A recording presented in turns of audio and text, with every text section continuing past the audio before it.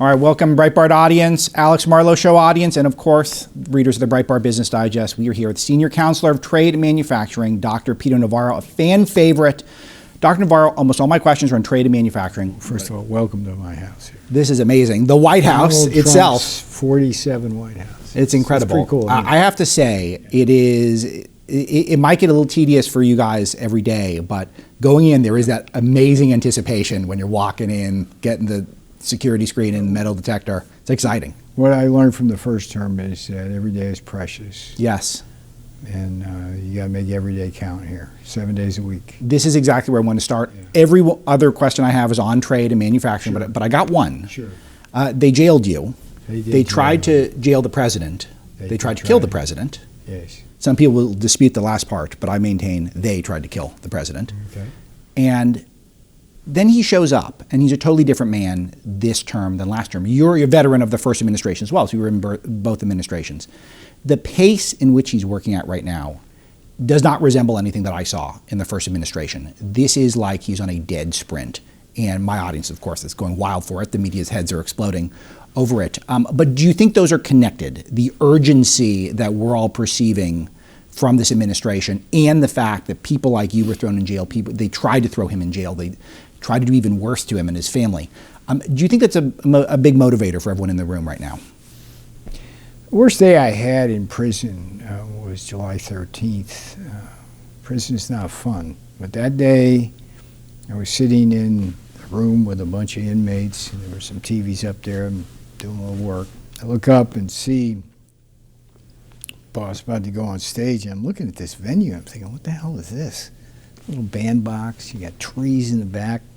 You never should have that open air because it's a perfect place for snipers and things like that. And I just, oh man. And then a little while later, I look up and it was just awful. And the thought of losing his vision and his life, it just was just really, it was hard for me that day. But I do think he's achieved a state of grace, which has allowed him to see the even bigger picture. He's always been the grand chess master, the three-dimensional chess player. Right. But I think in this state of grace, he knows exactly what needs to be done based on his experience from the first term. And he's going to go about that in the best way possible on behalf of the American people. With respect to the pace, I mean, let's think about this. We go through the first term, we come in and we don't have the kind of mandate or landslide that was behind us. He's introducing some ideas that are not exactly in concert with the narrative of globalism and free trade and open borders and all of that. And certainly there's a lot of pushback. We don't have the mandate, and there's a big learning curve, right? He's got 4 years to think about what he didn't get done and what needs to be done. And you got folks like Stephen Miller setting up shop, working on executive orders. You got folks like me. I mean, I wrote the book, the new MAGA deal, right? It's 37 chapters. It's like everything he was going to get done in the first 100 days. I don't think I've missed anything in terms of the topics.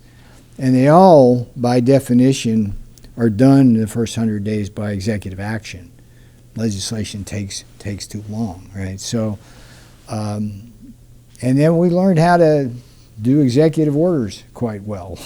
And it's so, this doesn't surprise me in the slightest, and there's no sign that the pace is going to abate. And we guess it's just a lot of work to do. I mean, whether it's men and women's sports or sealing the border or stopping the cheaters from taking us in the trading environment or running down the gangs and sending them back to where they came from, getting a better tax deal and no tax on tips. I mean, let's get it done. There's only 1,500 days in a 4-year term. Yeah. And I saw what it's like when those bastards come in. Yeah. Yeah, I know what that's like. I know what it's like going in. I know what it's like going out. And when you have to turn the reins of power over to people who don't know what they're doing and don't care about this country, that's hard.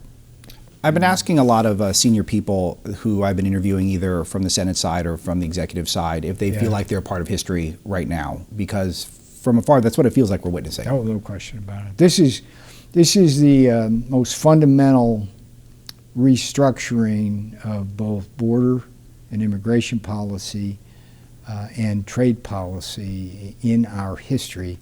And as revolutionary as what we will be doing on the border is, what we're doing with respect to trade policy in conjunction with tax policy is unprecedented in a way, although in a way we're simply going back to our roots.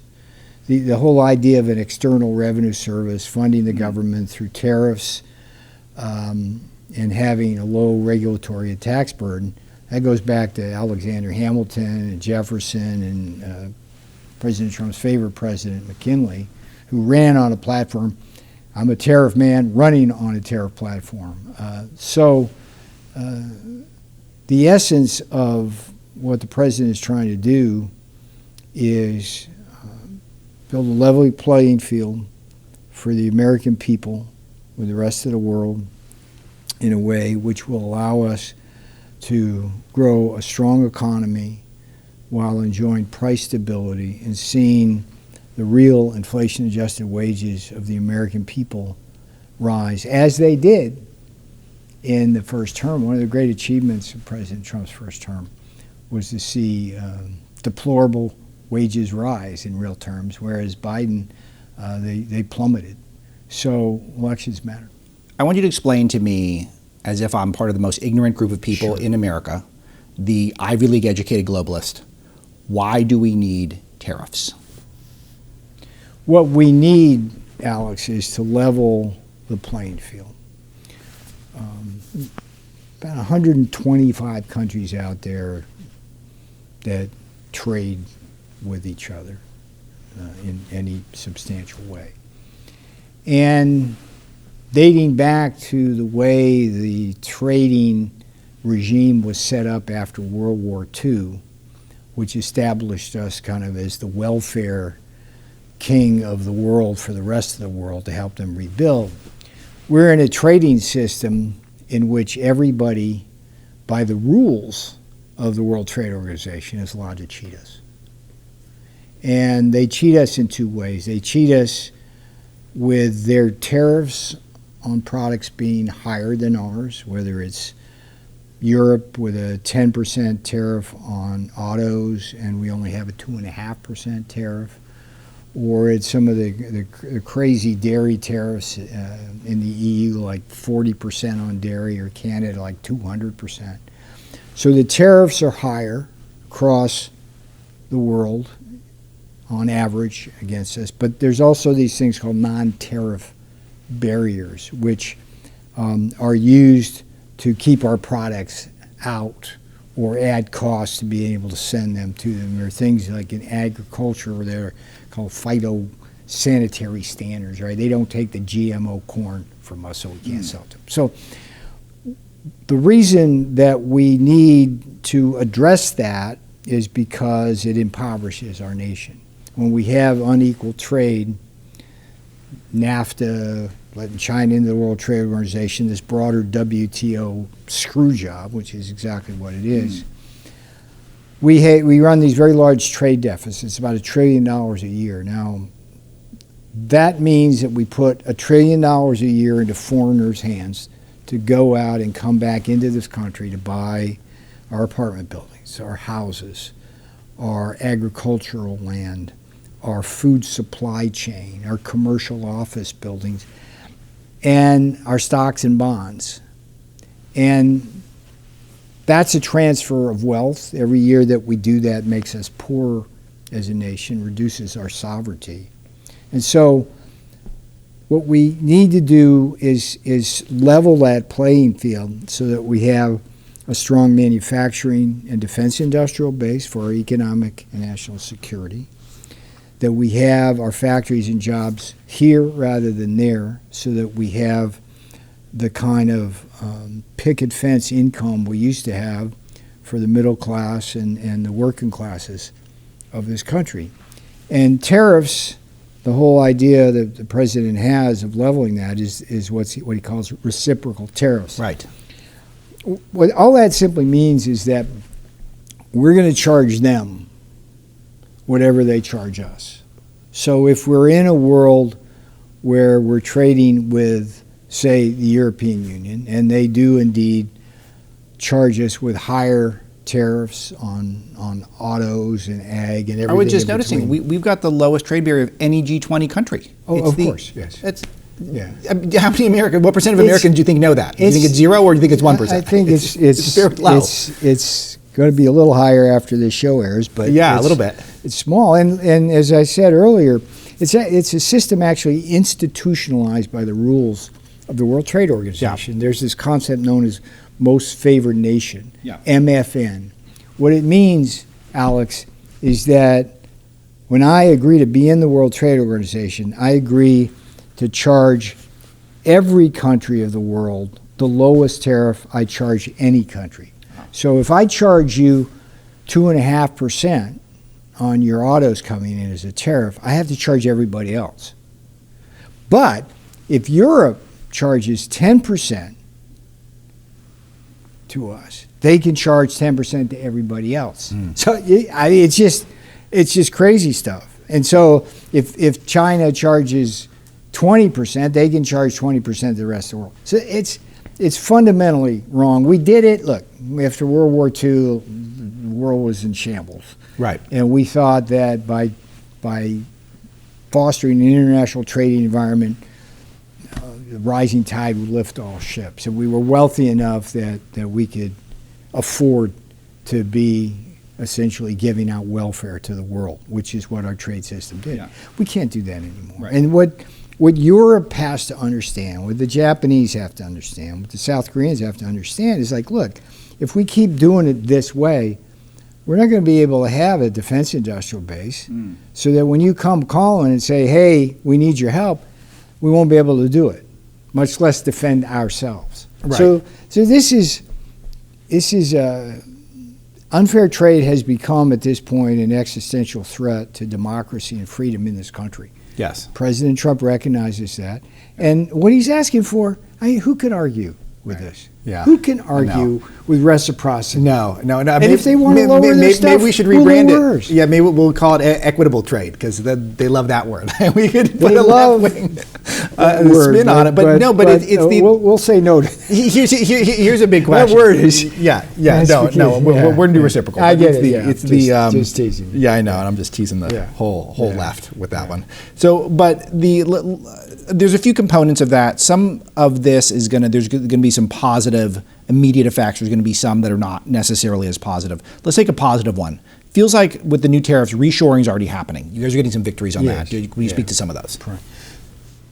In the first term, we instituted, for example, steel and aluminum tariffs. Yeah. We had $15 billion for that single industry, the pledge. I mean, that's an important industry, but relative to, say, autos, it's a little smaller, right? $15 billion. We've already had like $2 trillion in pledges. Now, what does that do for the American people? When we have capital investment, you effectively add more machines to your existing labor force.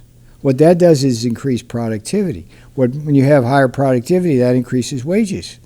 Yeah. Not in a non-inflationary way. It's the key. So this is what's going to happen, and the whole restructuring of the international environment will entail the leveling of the playing field, and then the reshoring of production. Yeah. So I had a concept I was thinking about because I read all the conservative literature growing up, of college Republican, all that, and I was told free trade is the only thing on an intellectual level. And to me, having that be 20 years ago and having lived through the MAGA movement and been an early adopter of the MAGA movement as you were, it feels like free trade is a hoax, as I was taught it. That it's not real. It's not. It ends up just turning into we get rolled by other countries.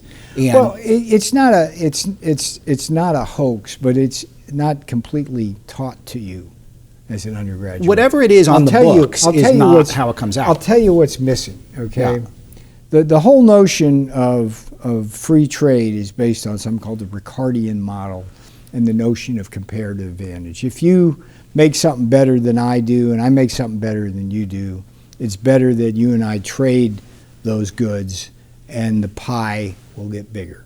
Okay, that's the notion. Therefore, everybody's better off with trade. Problem is when you introduce that concept in a multilateral framework across the world, there's winners and losers.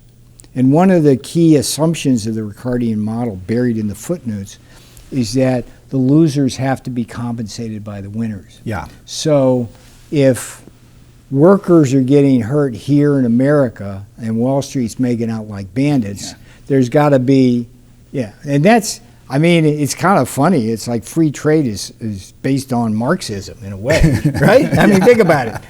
But it's a ridiculous notion. Now, the other flaw of the Ricardian model, which gave rise to Brexit as well as all the discontent in America over NAFTA, is that capital, both capital and labor, are mobile. Okay? Now think about that. So depending on conditions, you're in Britain, right? Labor's mobile, and the next thing you know, you got the world coming in to your factories willing to undercut your wages by a significant amount. And then soon everybody in these blue-collar English towns are speaking Polish and Czechoslovakian and whatever, and it's I mean, like, immigration is fine if it benefits a country, but if it totally destroys a country, I mean, interesting statistic here, and I was surprised that the Biden regime even published it. If you look at the net new job creation during the Biden administration, virtually all of the new jobs were taken by illegal aliens. Right. And virtually all of the people who lost their jobs, because it was a net kind of thing, were American citizens. I mean, that is friggin' insane. Disqualified. That's the Ricardian free trade model. Yeah, right. That's insane. And it's like insane. You can't. And the problem is that the media, the legacy media broadly defined, they're not only in a lot of ways too dumb to be able to explain that, it's like they have vested interests that won't let them. Yeah. I mean, if you look at who pays their bills, just watch the commercials, and that'll tell you exactly why they don't tell you the truth, right? It's Big Pharma wanting to run their corporations out of Ireland, and so that they don't have to pay any corporate taxes, right? It's the big corporations who want to send all the jobs to communist China because you got slave labor and pollution havens and all that. So there's two criticisms that we're seeing of the current trade policy in terms of the way it's affecting Americans right now. And I'm going to do them one at a time. The first one is stock market going down.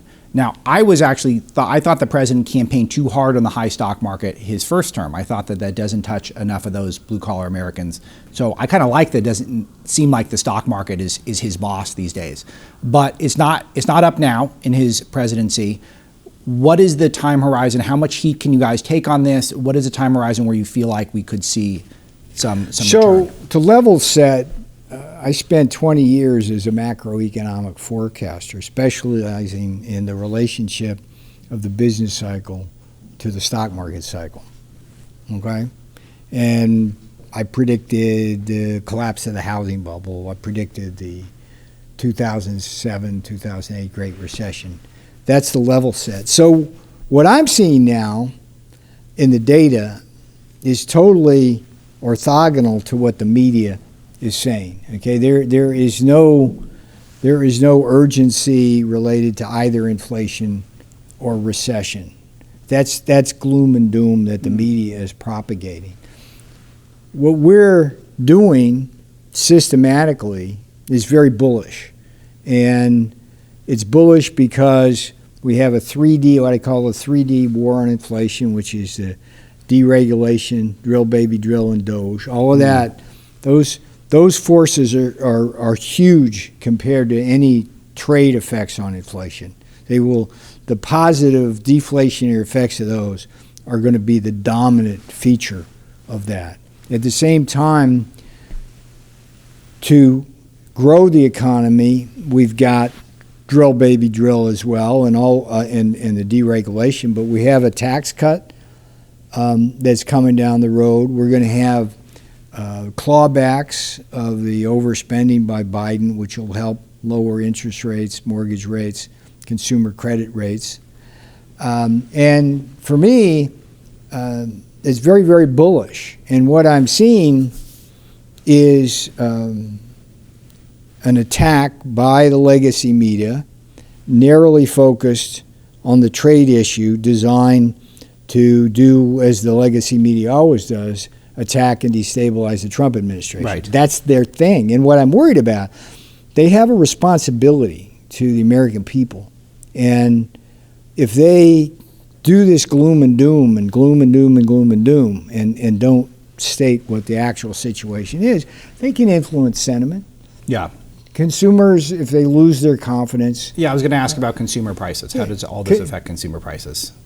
Well, we're seeing those are heading down as we do all the things we do. The 3D dimensions on taking things down. We're getting our egg prices down. Barrel of oil's fallen already by about $8 or $9. Yeah. And that helps lower food prices. Why? Because petroleum is a key feature of one of the highest cost inputs of agricultural production, which is to say fertilizer. So I maintain that everything we're doing points to strengthening our economy and tamping down on inflation, and that things are bullish. Yeah. And to say otherwise is to ignore the data and to act in an irresponsible manner. So Dr. Navarro, they're saying I got one more question. Sure. And I want to ask about China. Is this all part of step one, our current trade policy, step one towards decoupling from China, or is it more subtle than that? It's not about China. It's about the way the world is cheating us. And China is certainly the biggest cheater in the world, but the EU, the European Union, and Vietnam run close seconds, as does the problems we have with South Korea and Japan. Cambodia has become a transshipment point for all the China stuff. You're sounding very Trumpian here. You're sounding like these countries are all on notice, and you're gonna play nice now, or else things will get more difficult for you. When you interview the president and you ask him about reciprocity, I would bet you a lot of money he will say, we're going to charge them what they charge us, whether it's China or the European Union or Mexico or Canada or Brazil. Look, if you look at the trade deficit issue, remember it's about $1 trillion a year. That's a lot of America you can buy. There's about 25 of the 125 countries that are responsible for most of the cheating. And we need to have that cheating stop. And the way President Trump's going to do it is with reciprocal tariffs, which are fair. No one around the world will be able to say that what the president is doing is unfair in any way if they simply look at the chessboard. Because what's unfair is the status quo. And the countries out there that are cheating us are going to do everything to maintain the status quo. And it's unfortunate that a lot of the American media is going to try to help them do that just because they hate Donald Trump more than they love this country. Perfect way to sign out. Dr. Peter Navarro, Senior Counselor of the President. Always wonderful to see you and get the information. Yeah, I'm a big fan of what you guys do. That means so much to us. Yes. Thank you to everyone in the Breitbart audience, Alex Marlow Show audience. Talk to you next time.